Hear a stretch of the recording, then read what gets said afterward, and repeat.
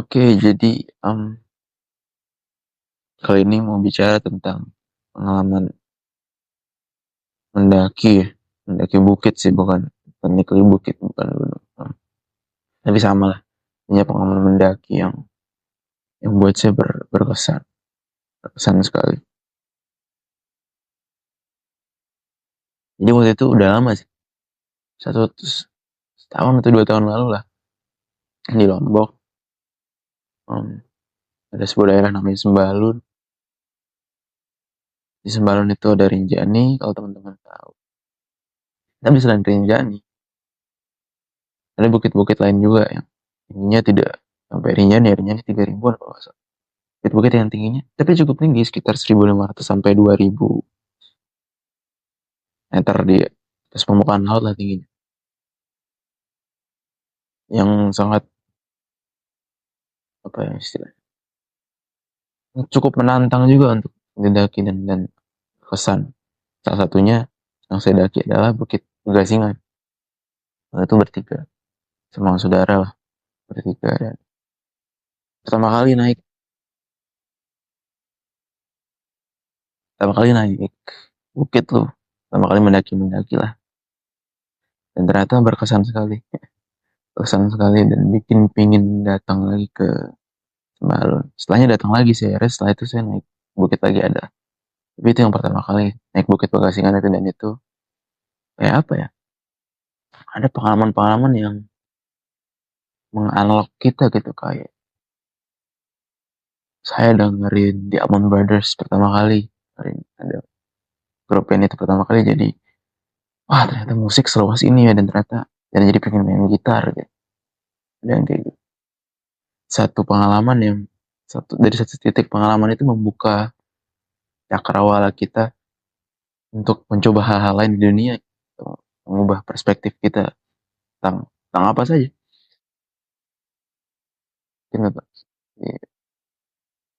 pengalaman-pengalaman gitu ada beberapa sih di hidup saya. Tadi dengerin The Allman Brothers Band, jadi gila ternyata musik bisa seluas ini gitu. Dan jadi pengen main gitar, dan akhirnya benar-benar belajar gitar. Atau mungkin baca Nassim Taleb, dengerin soal anti-fragility, tentang fragile dan anti-fragile, tentang Black Swan. Jadi tiba-tiba jadi berubah pandangan tentang dunia, tentang gimana cara ngambil resiko, gimana cara bersikap, gimana cara melihat kesempatan dan risiko, dan bagaimana mengelola itu semua di setiap domain kehidupan. Basically itu juga berubah. Suatu ketika itulah, banyak bakal panjang sekali kalau bahas itu, tapi intinya itu pengalaman mendaki gunung ini atau mendaki Bukit Pegasingan ini salah satu dari tipe yang seperti itu, satu titik pengalaman yang dari situ mengubah semuanya. Dan apa yang diubah sebetulnya mungkin dua hal ya. Pertama, perspektif saya soal apa yang indah itu tuh apa sih gitu. Satu, soal apa yang indah, dan soal apa yang indah, soal apa yang harus harus dicari dalam hidup ini. Itu naturally akan lihat ke situ kan, karena keindahan itu kan salah satu hal yang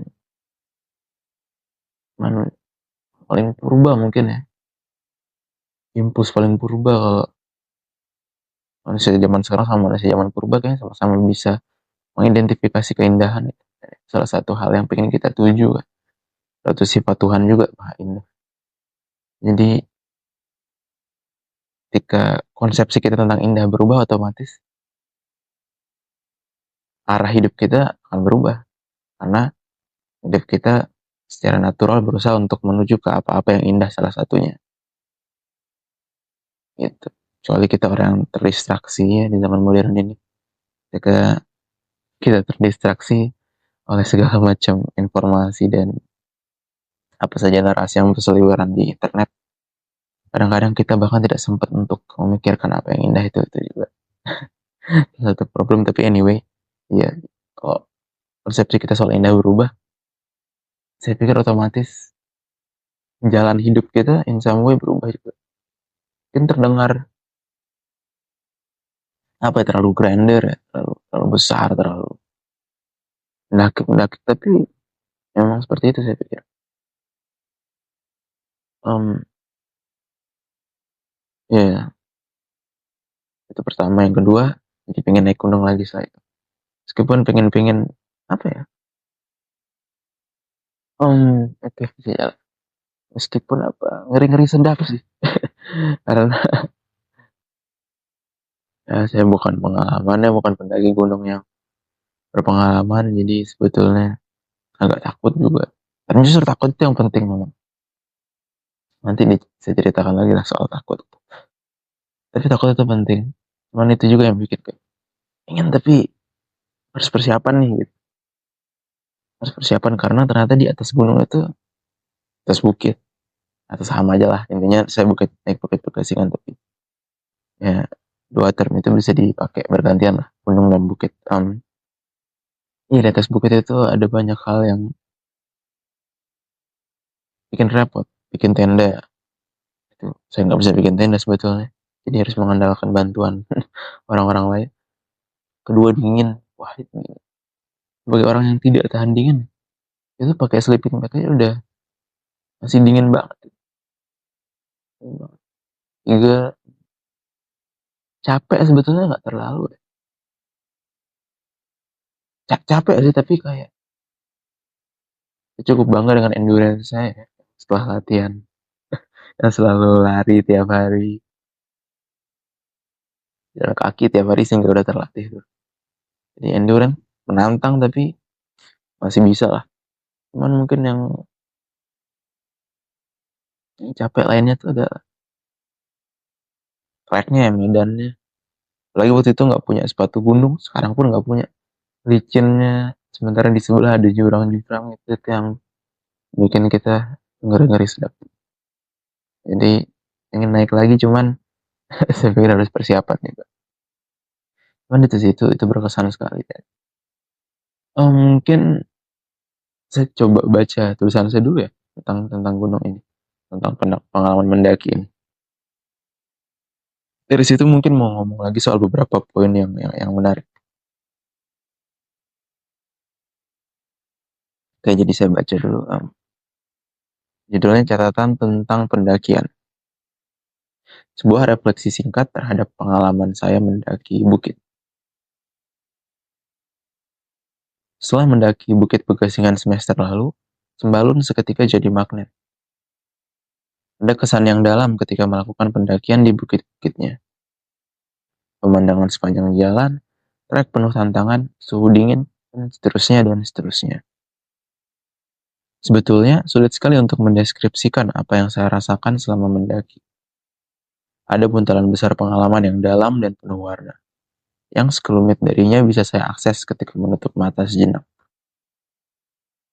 Akan tetapi, begitu coba dituangkan lewat kata-kata, semuanya buyar begitu saja.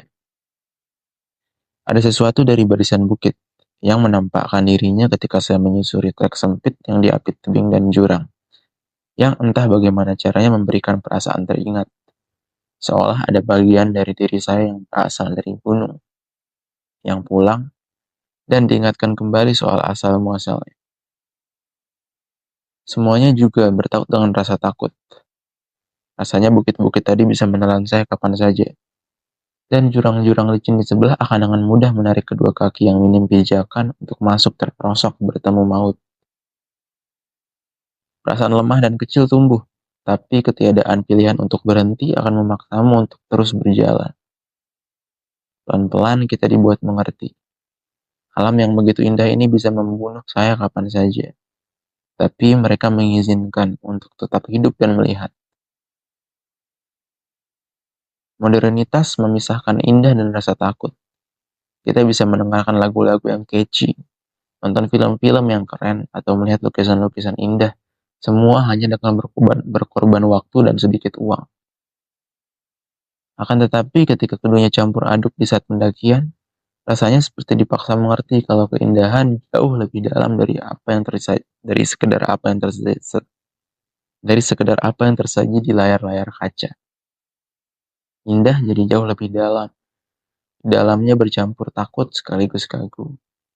Saya juga tidak mengerti. Mungkin rasa takut dan bahaya adalah bahan rahasia yang membuat segala sesuatu jadi lebih berkesan. Mungkin keindahan memang tidak pernah bisa dipisahkan dari rasa takut. Dan upaya memisahkannya hanya menghasilkan sesuatu yang menarik tetapi kosong, kering, dan dangkal. Oke. Dan rinjani yang ada di hadapan ketika sampai di atas bukit itu begitu besar, besar sekali. Begitu fajar tiba, awan-awan tebal perlahan hilang. Kemudian dia, Rinjani, terlihat, menampakkan puncak dan setengah tubuhnya. Guratan-guratan yang terukir di atasnya tampak begitu purba, tua sekali. Puncaknya tak menampakkan simetri khas bangun-bangun geometris di buku pelajaran matematika. Ada kemiringan, alih-alih sudut 90 derajat. Begitu warnanya kuning keemasan. Kemudian begitu cepat berubah-ubah ke arah spektrum biru dan hijau, membuat saya terkaget. Bagus sekali. Rinjani memang istimewa. Setelah melihatnya, rasanya saya jadi lebih mengerti arti kata agung. Lagi-lagi ada rasa takut, juga kagum. Bayangkan kamu dikunjungi oleh malaikat. Ia tampakkan keindahan yang sebelumnya tidak pernah terlihat. Sementara di saat yang sama, ia bisa membunuh dan menyiksamu kapan saja. Itulah saya pikir arti dari kata agung. Mungkin penggambaran malaikat maut yang sama sekali tidak menarik dengan jubah hitam dan sabitnya tidaklah tepat. Karena lewat gunung-gunung saya sadar kalau sesuatu yang mendekatkanmu pada maut bisa tampak begitu indah. Terus bagaimana dengan yang agung? Gunung saja sudah begitu agung dan membuat saya tertegun panjang. Apalagi dia. Apakah ketika nanti benar-benar dipanggil, saya sudah siap untuk menghadap. Gunung-gunung yang keagungannya cuma secuil di hadapannya saja sudah bikin saya ciut. Sampai sebegitunya. Apalagi dia. Dia yang maha agung. Saya hanya bisa memohon kasih dan sayangnya. Oke, jadi itu sedikit refleksi ya. Sedikit refleksi soal naik gunung, soal betapa betapa indahnya Rinjani dari atas bukit itu. Soal betapa menakutkan sekaligus indahnya naik gunung. Soal bagaimana sedikit refleksi kalau kita bertemu dengan yang maha agung. Ya. Apalagi yang bisa diceritain ya? Banyak sih, tapi apalah yang agak panjang sedikit. Mungkin mulai dari itu ya, kata agung ya. Ketika naik gunung tuh saya jadi lebih mengerti arti kata agung. Kayak paling gampang mungkin definisinya itu ya. Well, sebenarnya kata itu didefinisikan dengan clear itu sudah, tapi kan tidak bisa ya mendefinisikan satu kata secara utuh. Apalagi kata seluas agung yang maknanya bisa macam-macam. Tapi mungkin tempat memulai untuk melihat agung itu bisa dimulai dari melihat kata agung itu sebagai gabungan antara rasa takut dan indah gitu. Indahan yang juga menakutkan. Dan itu pertama kali saya rasakan, saya mengerti dengan lebih-lebih gitu. Itu tuh ketika naik Pegasingan itu. Waktu itu ketika naik tadi ya yang saya ceritain, ada satu trek di mana kita naik di trek yang sempit. Sementara di kiri kanan tuh jurang. Jadi ngeri-ngeri sedap tuh. Sementara sepatu yang bukan sepatu gunung tuh agak licin juga. Ketika mau naiknya gitu. Kalau nggak salah treknya tuh antara tanah atau lupa deh. Pokoknya dia curam deh. Curam. Untungnya nggak licin waktu itu. Untungnya nggak terlalu licin. Tapi karena curam ya otomatis licin lah. Bukan licin ya apa ya. Otomatis susah lah. Dan ada banyak tempat yang kita takut kalau salah pijakan tuh bisa langsung menggelosor jatuh ke antara ke bawah atau ke jurang gitu. Kayaknya bukan jurang di dua sisinya, kayaknya di sisi kanannya aja jurang, di sisi kirinya tebing gitu. Jadi kayak ibarat tembok, di kiri itu, tapi kanan tuh udah jurang. Dan itu menakutkan sekali karena ketika kita lihat jurang itu kan bukan jurang yang namanya jurang di atas bukit ya udah mau nyampe puncak. Itu tuh bener-bener ya kita lihat 1.000 meter di bawah itu ada apa gitu. Benar-benar ruang kosong dengan mungkin pengalaman yang lebih menakutkan di pendakian kedua saya. Setelah itu karena di situ kita lihat di sebelah kanan tuh di jurang itu ada awan-awan gitu jalan berjalan. Itu indah sekali. Sekaligus menakutkan karena anjing ini kita udah sampai di titik di mana di titik ketinggian di mana udah ada awan. Jadi kalau jatuh mati. Um, ya itu pengalaman yang luar biasa indahnya dan menakutkannya. Karena kita lihat di sebelah kanan ada pohon-pohon, ada bukit-bukit yang hijau, yang keemasan, karena waktu itu sore, kena sinar matahari sore, dengan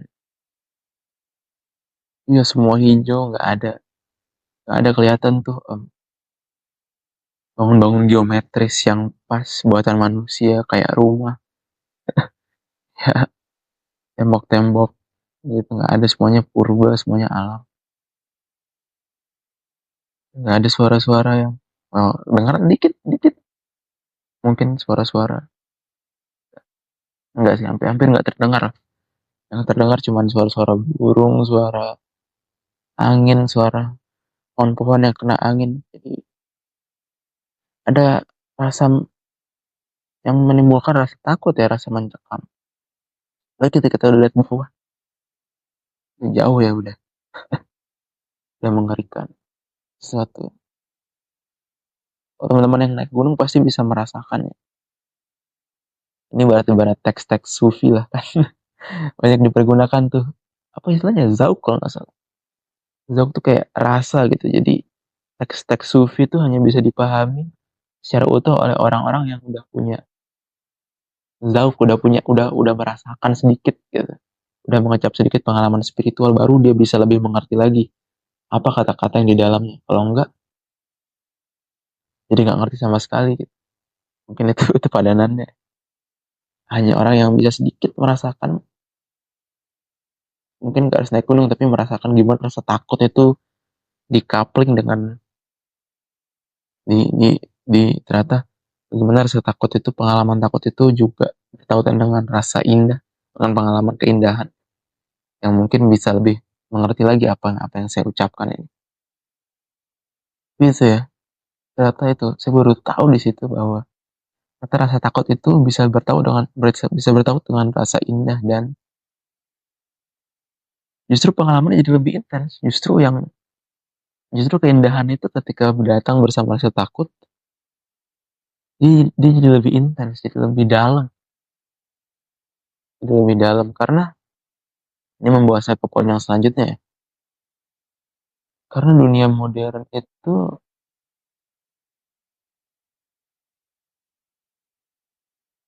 buset, udah penuh nih, dikit lagi. Karena dunia modern itu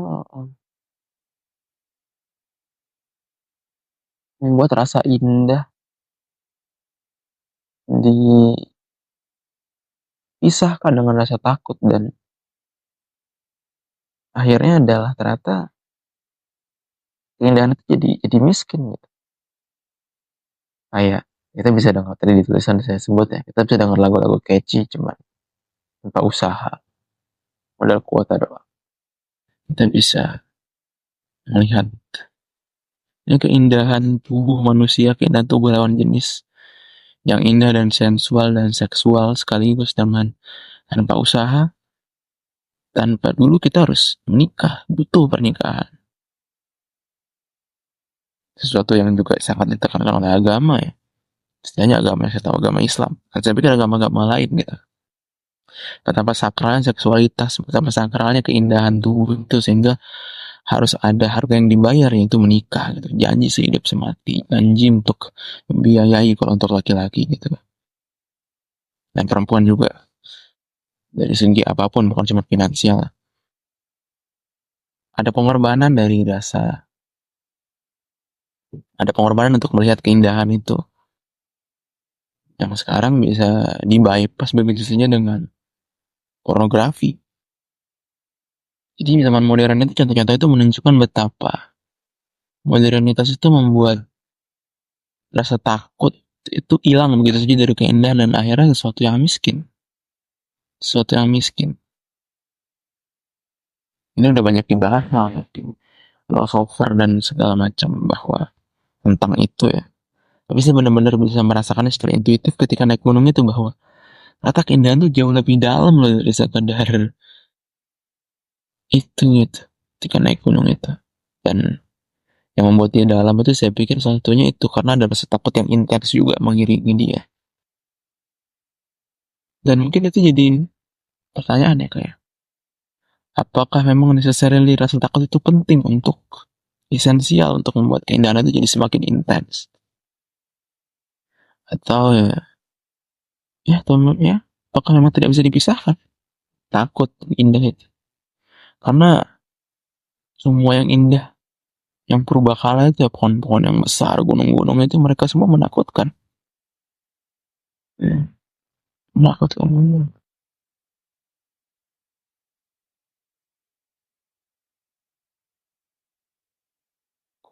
Karena mungkin karena itu ya karena secara inherent juga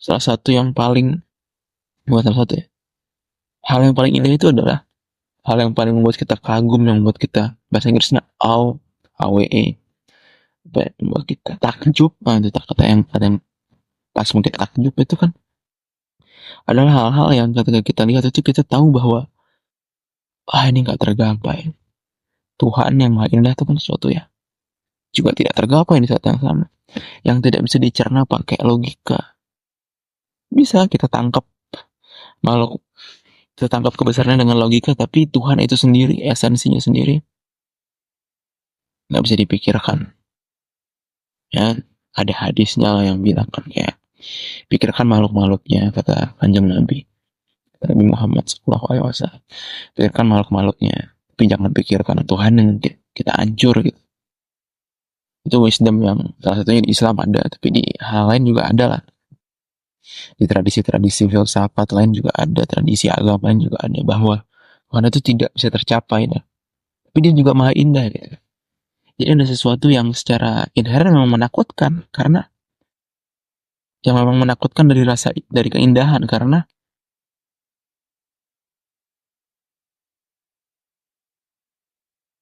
sesuatu yang membuat kita takjub dan merasa indah itu adalah sesuatu yang juga di saat yang sama tidak bisa dicapai dengan akal gitu. Sesuatu yang melampaui akal, sesuatu yang tidak bisa kita sentuh juga di saat yang sama dan sesuatu yang tidak bisa kontrol gitu kan. Dan sesuatu yang tidak bisa kita kontrol dan sentuh itu ya dalam satu tingkat tertentu, dalam satu level tertentu menakutkan gitu dan itu yang terjadi pada gunung-gunung dan lain-lain dan ketika dunia modern itu mencerabut apa yang indah dari rasa takut itu keindahannya jadi miskin jadi dangkal dan mungkin bukan indah lagi ya tapi sesuatu yang lain sesuatu yang cuman bahkan kadang-kadang tereduksi jadi sekedar distraksi kayak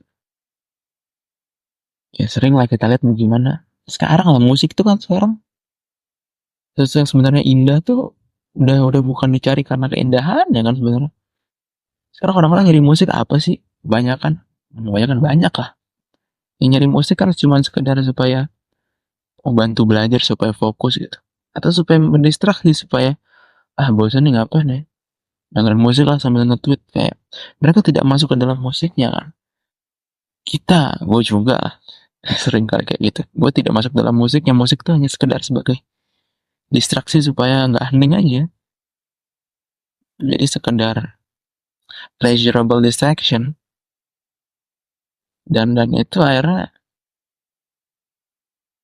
apa mas sulit untuk mengatakan itu sebagai sesuatu yang indah ya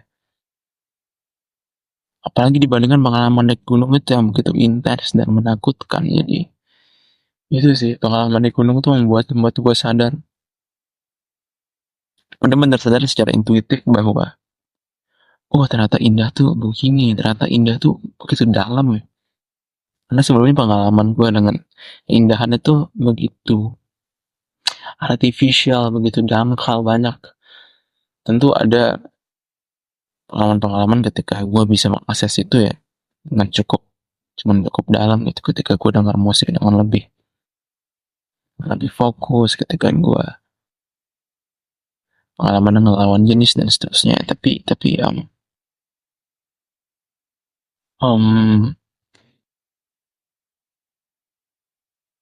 di Rinjani, di Pegasingan itulah dia benar-benar intens gitu, benar-benar mencapai titiknya yang paling tinggi, yang membuat benar-benar sadar bahwa oh, ini yang namanya indah ya. Ini yang namanya agung gitu. Gitu. Buset, udah 20 menit ya. Ada sebenarnya masih banyak yang pengen dibahas kayak bagaimana indahnya Rinjani dan seterusnya, tapi udah 20 menit ya. Iya kayaknya udah dulu deh nanti.